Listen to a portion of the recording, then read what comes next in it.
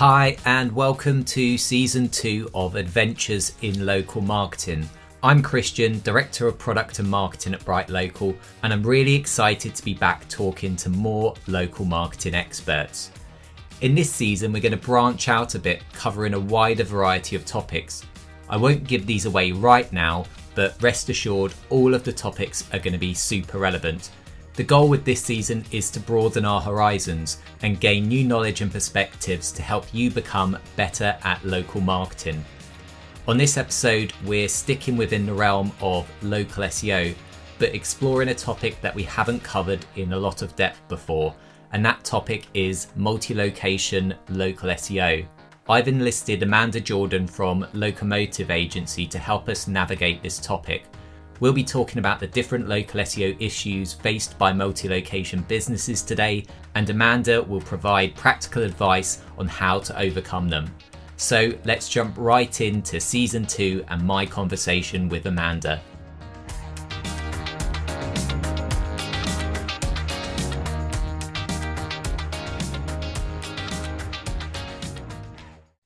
Hey Amanda, welcome to Adventures in Local Marketing.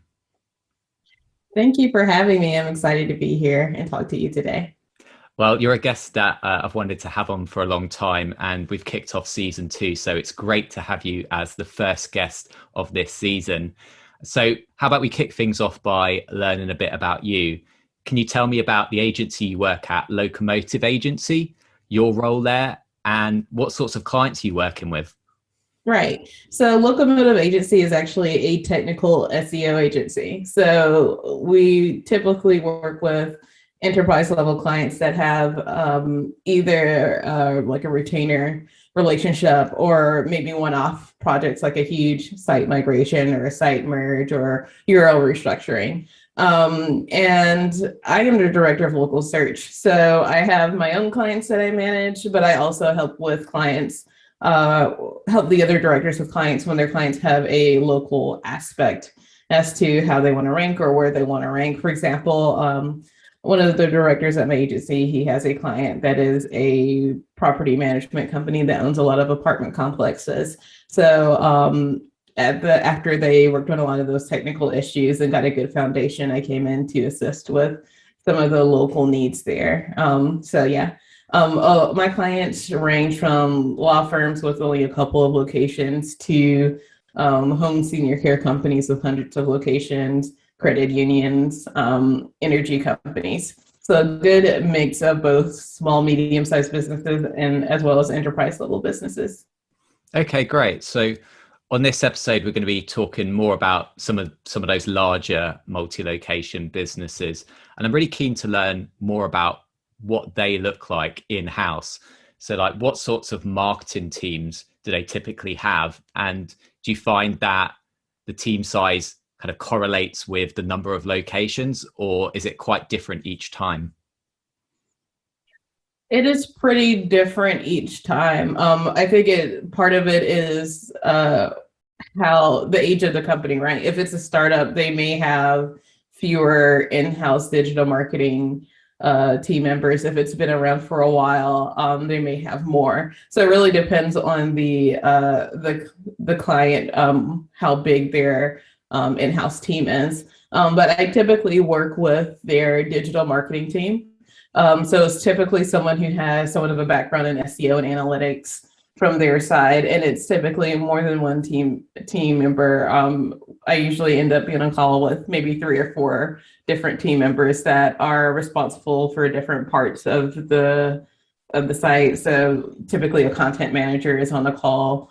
There's typically someone who's like responsible for web updates and things like that. And then usually their team lead or manager would also be there. So that's typically the makeup of clients. And I don't see a strong correlation between how many in-house team members they have in a number of locations.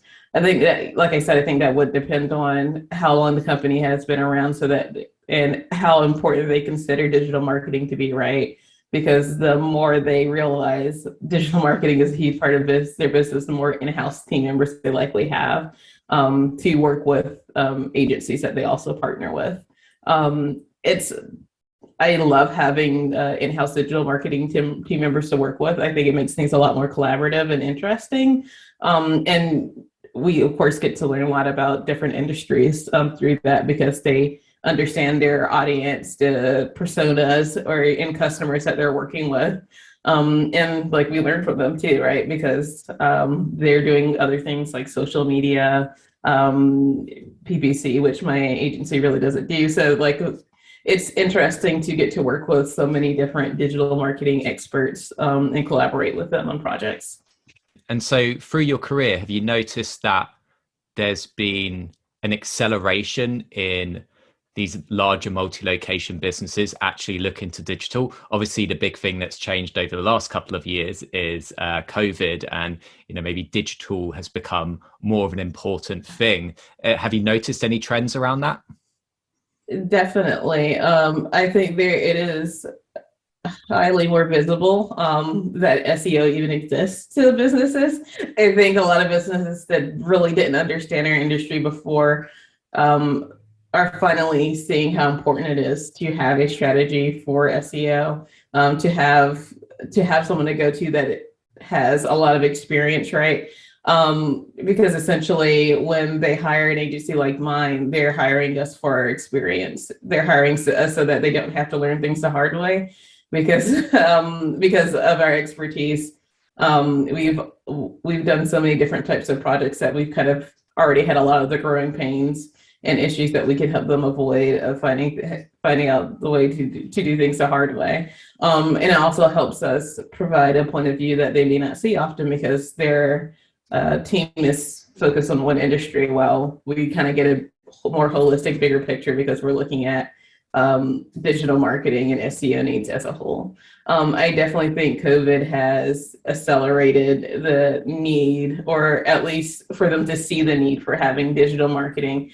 I think a lot of companies are going to focus on getting more in-house employees to work on their digital marketing, but I don't see that being a bad thing for agencies. I think that's it's going to be kind of like a liaison, someone to work with agencies, but someone that they can also go to with questions and understanding the data and understanding recommendations. So I think it's going to be a great thing for our industry overall because it'll just be more representation for us. It'll be more knowledgeable clients about what we do or why it's important. So it'll be easier to get things done, hopefully, fingers crossed. But that's one of the biggest issues with multi-location businesses is that they do have a lot of red tape. There's a lot of people that need to buy into projects and understand the importance for things to actually get moving. And hopefully the recent events and things like that will help them kind of see that a little bit more and move forward with projects. I think that's probably one of the biggest pain points for enterprise level clients is that it is a bit slower getting things done. When you have a client who has a small WordPress site and you have one or two people that you're talking to about these things and they can be like, go ahead and do it. It's easy to get things done. But when you have enterprise level clients, there's always a lot of stakeholders involved and people who need to approve of the decisions that you're making.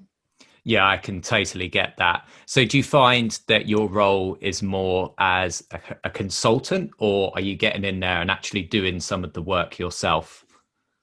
Yeah, so with the multi-location enterprise level clients, it's mostly for on-page stuff. It's consulting. When it comes to Google My Business, I am getting my hands dirty because there's so many things that can be complicated with that, especially for multi-location businesses.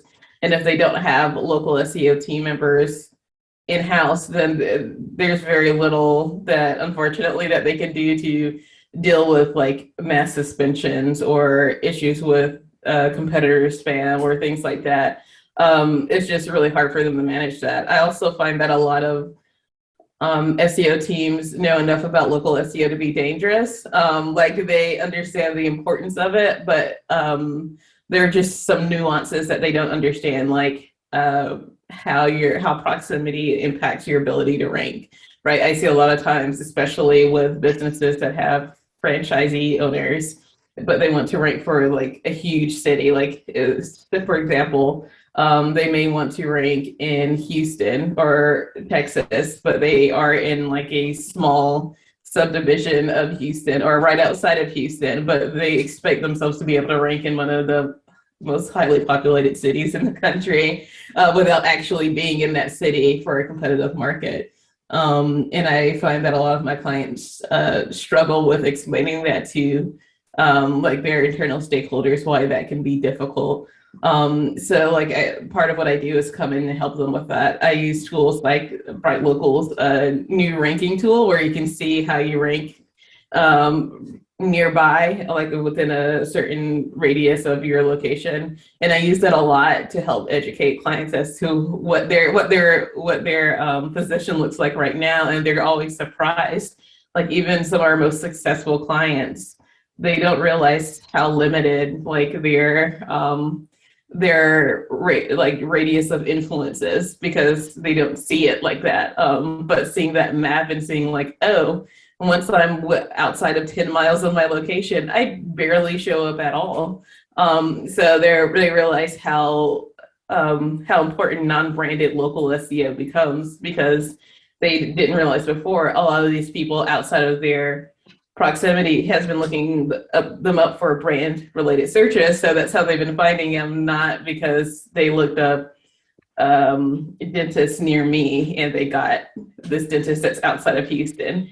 So like getting them to realize that there is a huge difference between being in Houston and trying to rank in Houston and being outside of a big city and trying to rank in it. So yeah, I think proximity is like a huge thing that clients struggle to understand when they're not necessarily directly in local SEO.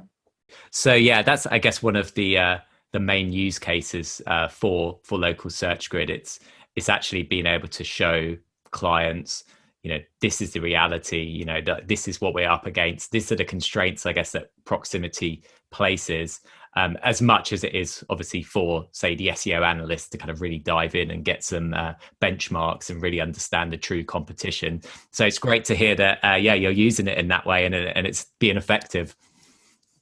Yeah, I've sold clients on opening new business locations using those types of tools before. So I was very happy to see when BrightLocal added that to their toolkit. So I think that's probably one of the biggest issues I see in local SEO. The interesting thing is that there are ways to get around that. Like if you're trying to rank in a city that's smaller or less competitive, or say you are like the big dog in a bigger city, you can possibly finagle things so that you end up in Google Maps for smaller locations. But it really depends on a lot of different factors, like how close you are still, how many competitors are focusing on that city, how many competitors have locations in that city. So it's possible. It's just not likely to happen for like major metropolitan areas. You may be able to get some like areas around Houston, but not Houston itself. I think that's another way that I typically use the tools for those purposes to say like, these are your opportunities nearby, like where you're not 20 plus, where you actually have a chance of seeing some improvement and being able to capture more leads. Continuing with the BrightLocal chat, you've just released a course on BrightLocal Academy, which I've watched and is fantastic. But why don't you tell the listeners what it's all about? Sure. So it's pretty much how I do audits. So I go over my process for doing audits for new clients.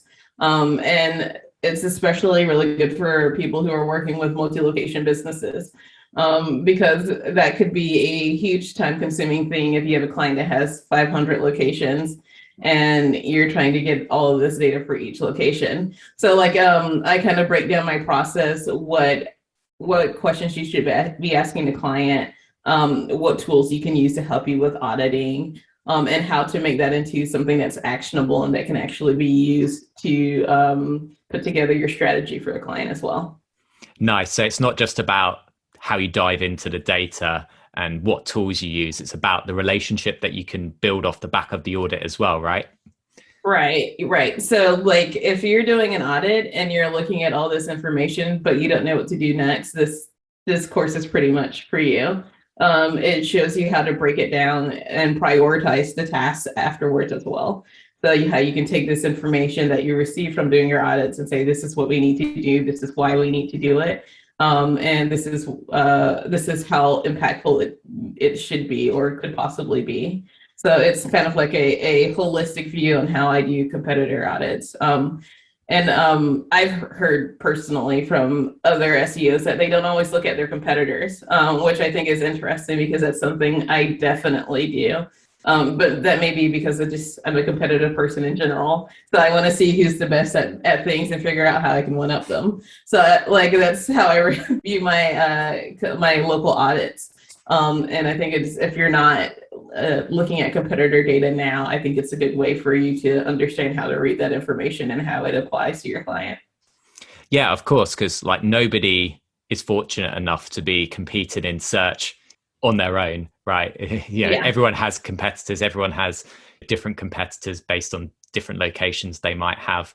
Mm-hmm. So when you're looking at competitors, is this a way that you can help prioritize what to focus on? Because I guess you've got to get ahead of those competitors in order to hopefully outrank them. Right. I like looking at competitors for that reason. And like we were discussing with enterprise level clients and having a lot of stakeholders, it's also a way to show them why something is important, right? Because if you say, hey, your competitor who's outranking you is doing this, it's much easier to get them to buy into recommendations when you can show them that this is what someone else is doing and it's why they're outranking them. I do that a lot with reviews. There was a study that recently came out that said that the number of reviews you have, having more reviews correlates very strongly with your position in the local pack.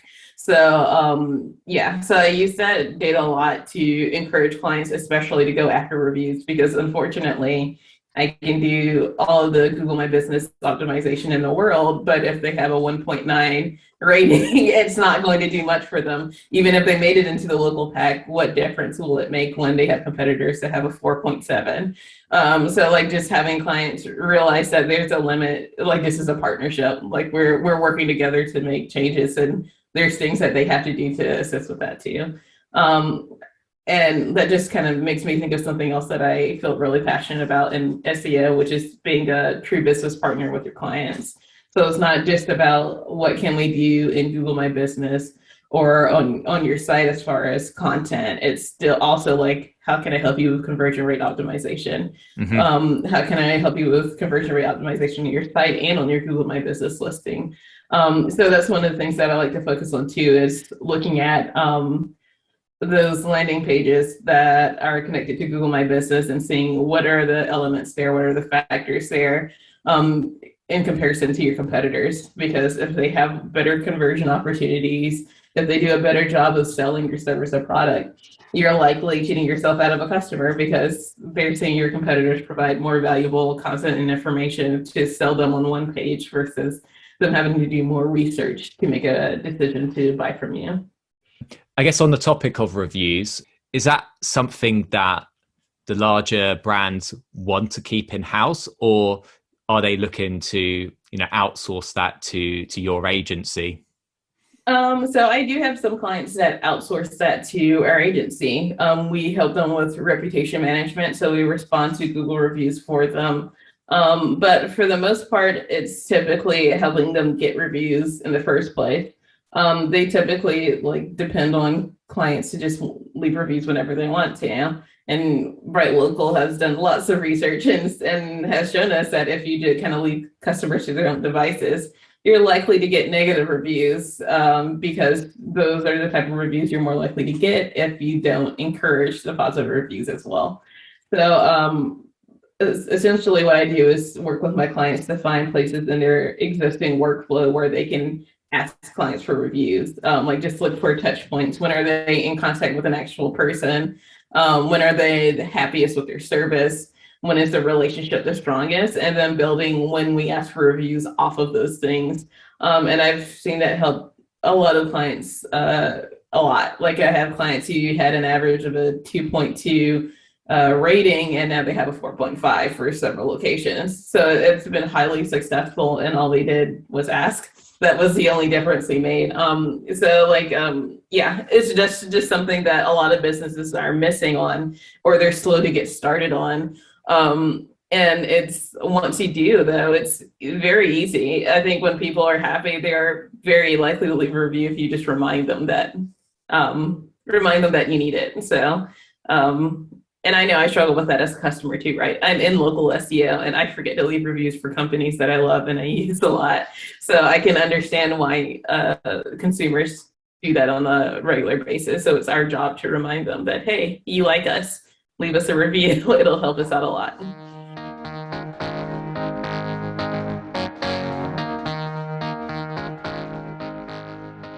So we've talked around a few of the issues, but if you had to pinpoint one, which is either the biggest or the most common local SEO issue faced by multi-location businesses?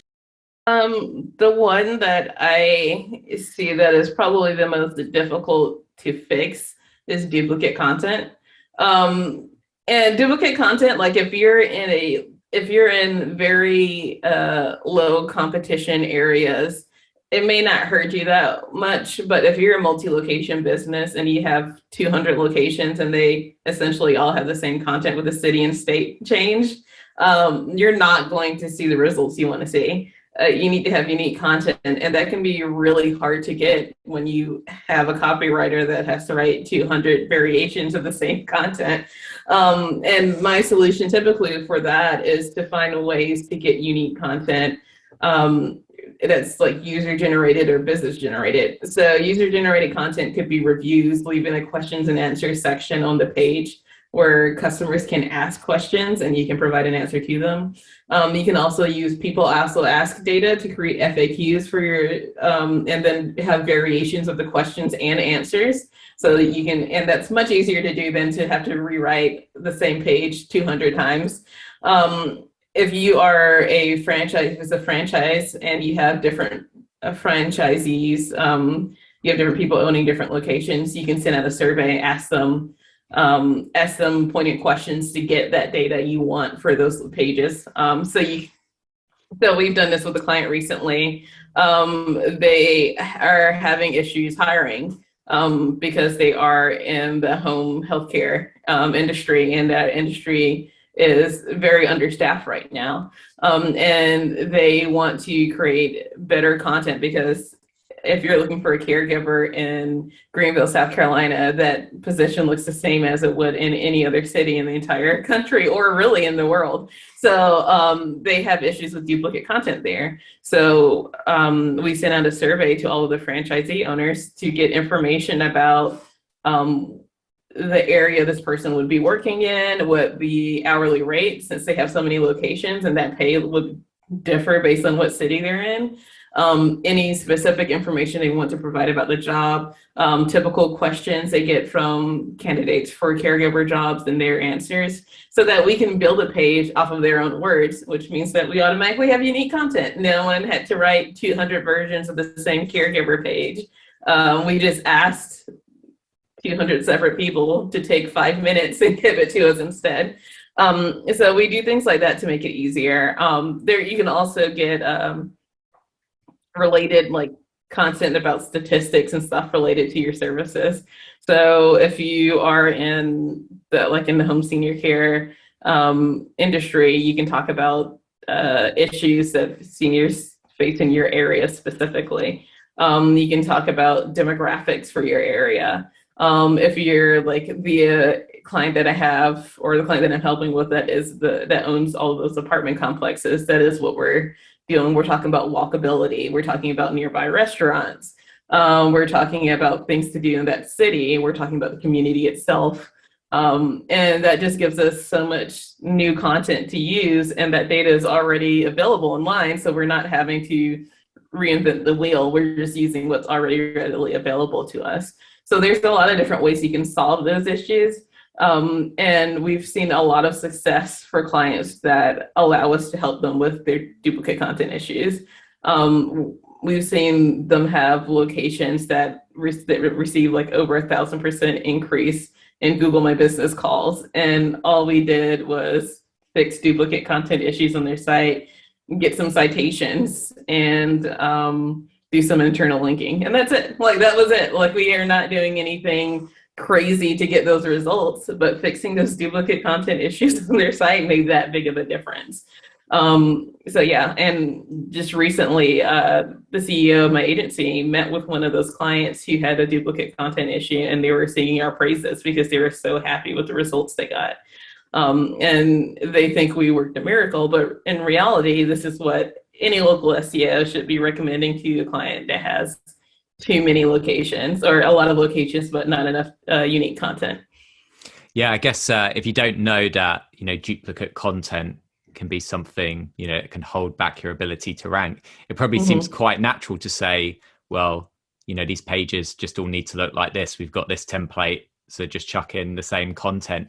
But I guess from what you're saying, it also sounds like it's more than just removing duplicate content, but it's actually creating valuable content for users. It's obviously going to be unique to maybe the questions they have.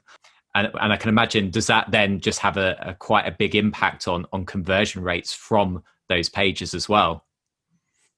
Yeah, that is definitely something that I go for. Conversion rate optimization, I consider a very big part of local SEO. I don't know if everyone feels that way, but that's the way that I view it. And that's the way I treat my pages. I like building trust signals on the page, adding reviews, adding your unique selling proposition. So what makes you different from your competitors? Why should someone choose you over your competitors? Essentially, I see it as like a PPC landing page, right? Like everything someone needs to know to convert should be on this page. Like they shouldn't have to visit any other pages to be able to convert and know enough about your business to feel comfortable contacting you. So that's always my goal with landing pages for local content, is to make it a one-stop shop for everything that someone needs to make a decision. So yeah, that's what I try to focus on when I do landing page optimization for Google My Business. Yeah, I guess that's probably one of the only places in SEO where you probably have like the most control over where someone's going to land, like linking from your GMB listing. So in a way, it is kind of a dedicated landing page. It needs to serve all the purposes because that's what people are clicking through when they see it in a local result. Right. Awesome. So duplicate content, number one. And I'm guessing that, is that something that's an issue in most cases when you bring on a new client? I find that like maybe it's better to broaden it and just say content issues in general is the biggest issue, because it's typically duplicate content or not enough content.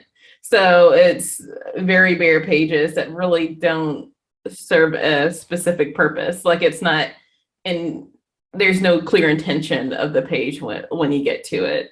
I think that's the other thing that I see most often, is that it's when you get to the page, you can't find information on how to contact the business. You can't see the address. It's too specific. You don't have a good idea of what all their products and services are, or the range of their products and services.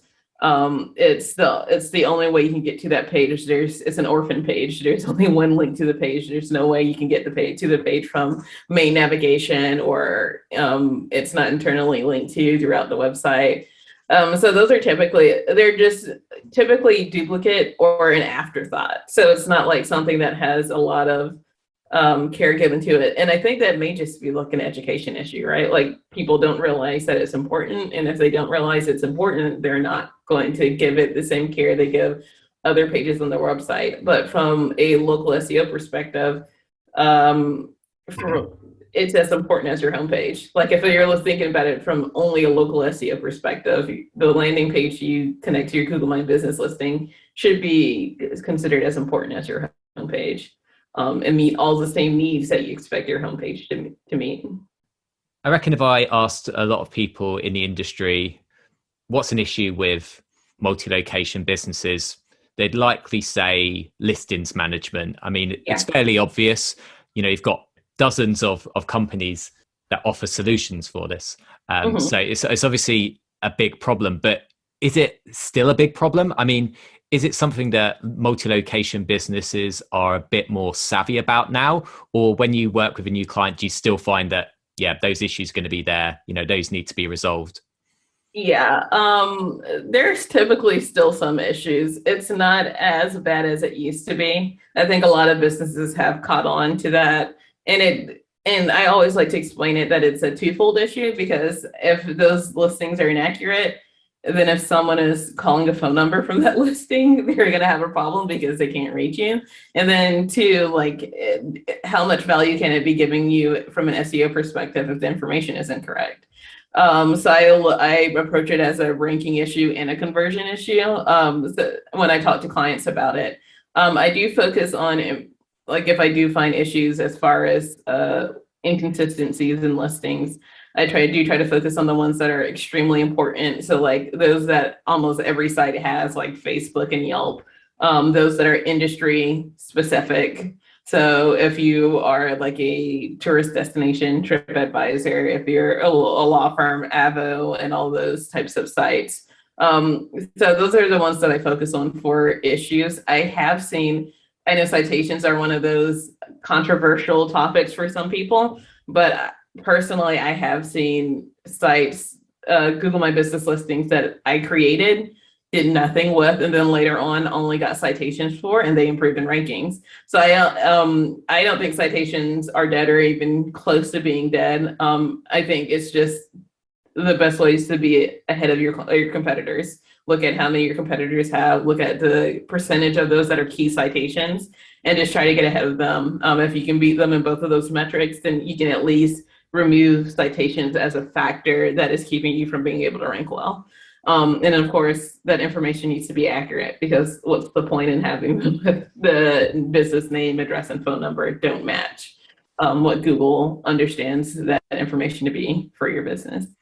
Yeah, I think maybe the citations is kind of becoming a bit more almost like a technical thing, where it's just like it's about making sure that you don't have an anchor that's kind of holding you back, just like you Exactly. would looking across Yeah. technical SEO. And it's just like, okay, there's obviously loads and loads of discussion around, whether Core Web Vitals has actually, made a Yeah. difference. But I guess the question is, it's like, can you live with not doing it and potentially having it as an anchor? Because obviously there are so many aspects to Google's algorithms Mm-hmm. that if you kind of know there's something that could be fixed, then you're able to actually look at kind of how much time and weigh up the kind of Yeah. the cost benefit of it.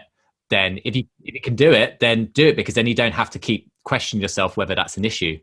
Exactly. Yeah. I am someone that is not quick to rule out something specifically as a factor just because everyone else has decided it's not a factor to them. I like to test it and see it myself, right? Because if we don't test it and see it ourselves, all of us could be missing something for all we know. Yeah, so that's exactly how I feel about Core Web Vitals too. If it's taking up all of your time, all of your client's budget, then it's probably not a good use of time. But if you can take a couple of hours and address whatever the issue is and fix it, then why wouldn't you? You can just decide, like, you just have the proof that this can't be an issue that's affecting or impacting your ability to rank because you've dealt with whatever issues you saw there. That's exactly how I approach citations as well. It's like, if we can, let's fix whatever issues we find there. Let's go ahead and catch up with the number of citations we have and the quality of the citations, and then let it go. Like, we don't need to continue to look at them, continue to charge for them, or anything like that. After that, we're just kind of just making sure duplicate listings don't pop up, or no third-party recommendations overtake the correct information on them. And we do use BrightLocal for that, because it is one of the affordable options to have that done. You can run it ad hoc, so you don't even have to automatically run it every month, which is something that I prefer to do, is to run them ad hoc so that I can, like, keep all of my credits for whatever else, whatever other little projects I have going on. Yeah, but yeah, that's one of the reasons we chose BrightLocal when we use it, is so we can be able to review citations quickly, see competitor citations as far as like how many they have and the quality of those really quickly, and be able to say yay or nay, we need to get more focus on this for this client. Awesome. The plugs for BrightLocal are not stopping in this podcast. I'm not being paid to say good things Yeah. about BrightLocal, guys. I just mean them. Like it's essential. That's really what I use it for. I did a live audit for the Women in Tech SEO group, and I like went through BrightLocal and I did it because that's what I use.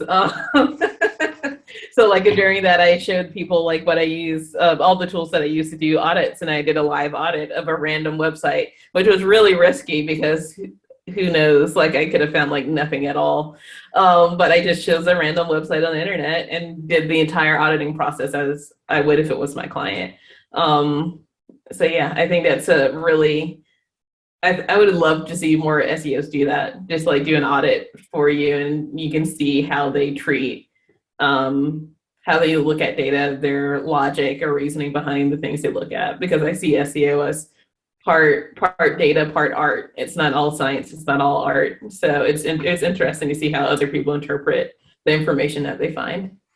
Yeah, I totally agree. Like in my career, I've kind of had a few, technical SEO audits, land on my desk after working with agencies. And yeah, there's a lot there, there's a lot of depth, there's a lot of recommendations. But I guess it's like what goes on during that process, like how much is this just kind of a tool that is spitting out kind of like loads and loads of analysis or literally just, pulling data, and how much is an analyst actually interpreting that data and kind of really understanding it. So it sounds, I mean, yeah, I'd love to see that. I'll have to see if I can track that down, a kind of live audit, where you don't know what you're going to find. But in the end, was it, did you end up finding some kind of useful stuff as you did it then? Yeah, I did find useful things, and I found things that I didn't expect. So they saw what I did when I find something I didn't expect to. So yeah, like I love to see the way that other SEOs think about data and analyze data, because I think that's probably the best way for us all to learn. Since it's an industry where it's very hard to learn any other way other than by doing. So getting to watch someone else do is very helpful. It's a great way to kind of get some pointers and think about tools differently, because I imagine there's ways to use tools that I'm not using them now that could be beneficial to me. There may be more efficient ways to use some of the tools that I use on a regular basis. Definitely. Yeah, because it's like there are some things obviously that are pass fail in an audit, but there's so much which is completely open to interpretation. And then I guess also it's on the experience of the SEO to consider what the actual priorities are and the next steps are. And that's the kind of stuff you're buying, right? Because anyone, I guess, can buy an automated tool that, crawls a website and shows you things that are potentially issues. The tools aren't the competitive advantage. It's the experience and the knowledge and the know-how of the people who are doing the audits. Yeah. And because we are a technical SEO agency, we do spend a lot of time focusing on education. So making sure that we speak about SEO in very clear terms that anyone can understand and follow our train of thought to our recommendations. I think that's something that is extremely important, especially as more businesses understand how important SEO is for their digital marketing and business as a whole, is for us on our side as in-house SEOs and as agency SEOs and as consultants to make sure that we explain things in a way that is easy to understand. We're not doing magic. There's no hocus pocus. I tell people that I could teach anyone to do my job. It's not that I have some special skill that no one else could acquire. So I like to approach it that way with my clients too, is to make it as easy to understand as possible, so that they can get buy-in for the recommendations I'm making and understand why it's important, and hopefully move forward with projects at a quicker pace.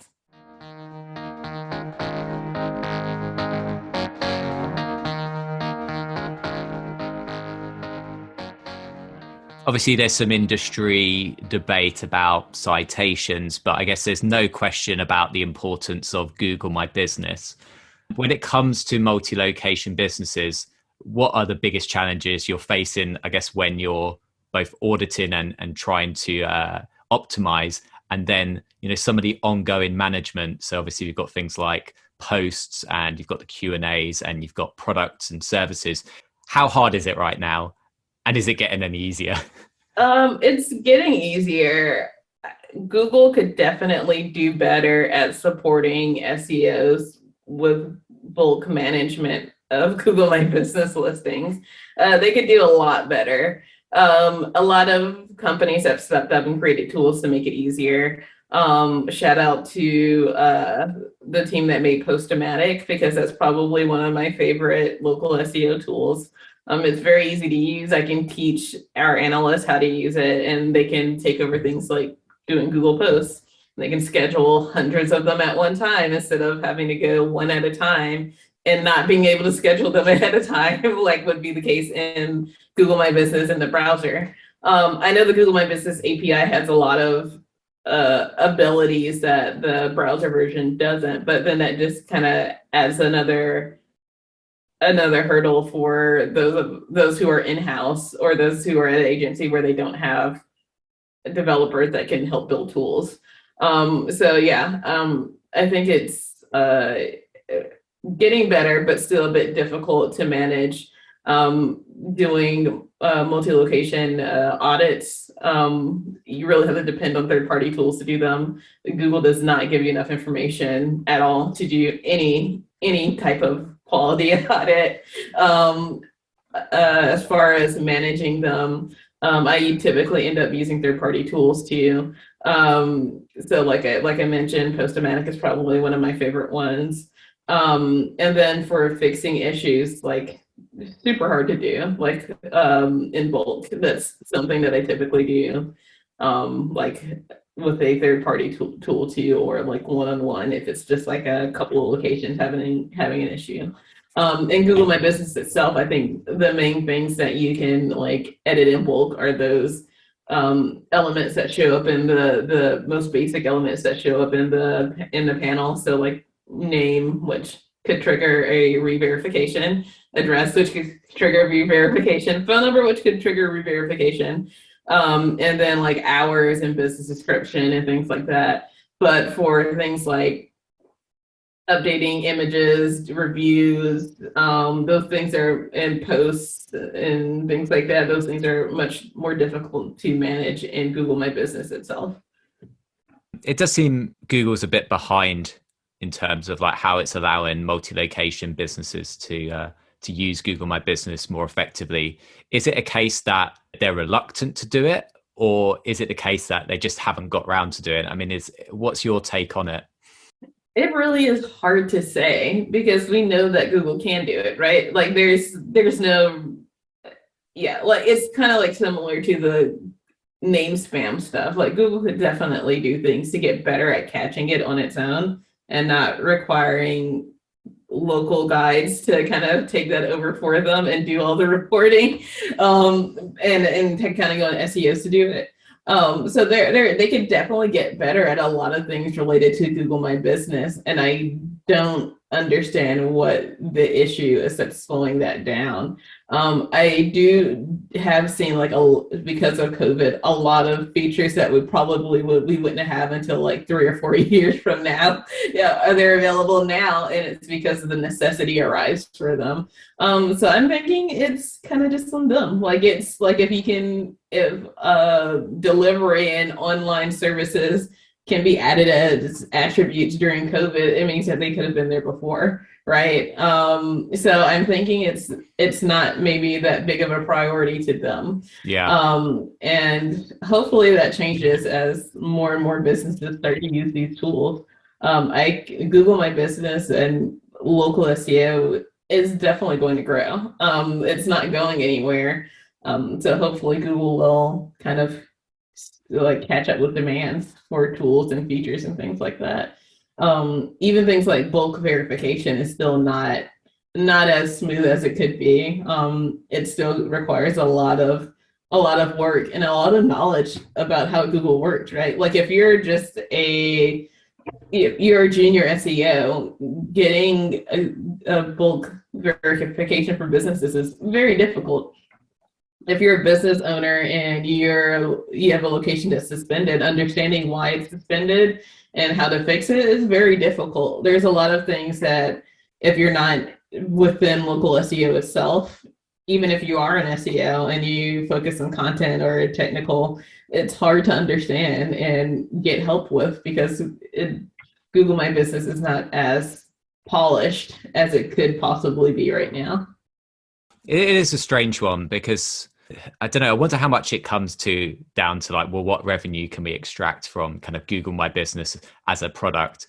But if they're Right. looking at, well, who's got the deepest pockets and might be willing to spend on advertising, it's going to be those bigger businesses. So Yeah. if they're driving more adoption of around their features on Google My Business with these larger businesses, then maybe that's their way to get people to kind of start thinking about how they invest more into local search.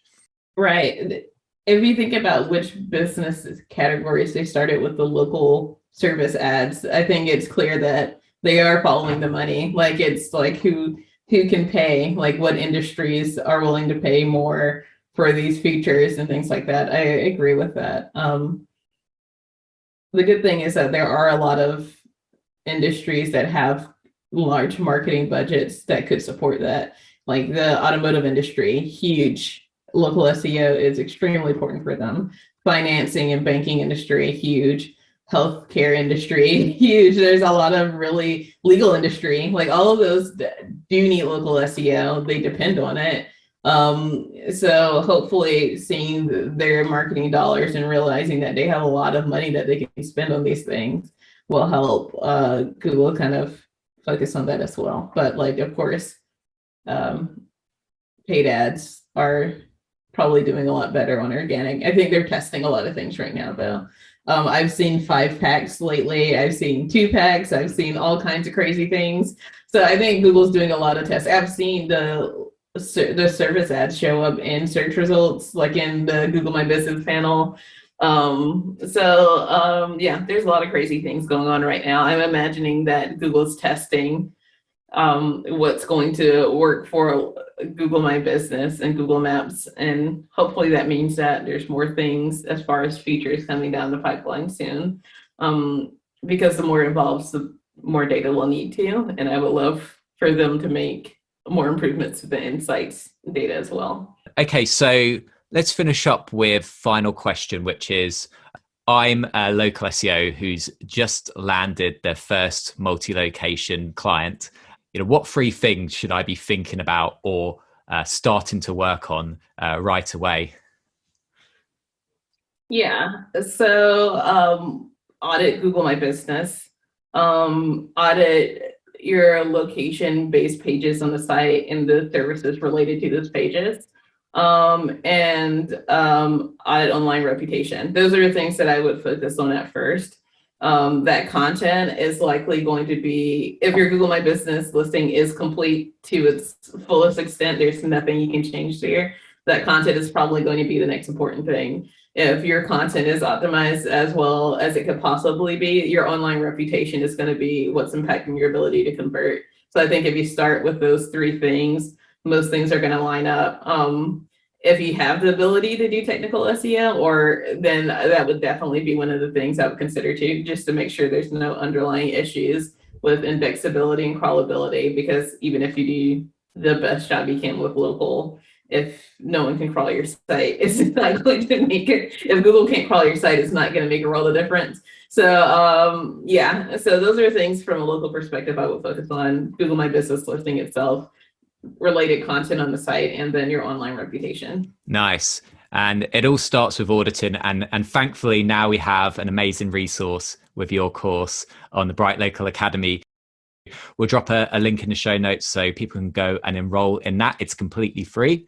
It's made up of 10 lessons. And yeah, there's a lot that you can learn from that. Amanda, it's been great chatting with you. I always find it really interesting talking about the multi-location side of things. It feels like it's just a world full of more complexity, more red tape, more focus on the relationship side of things as well. So it's always really, really insightful to be able to speak to someone who's living in that world. So thank you so much for coming on.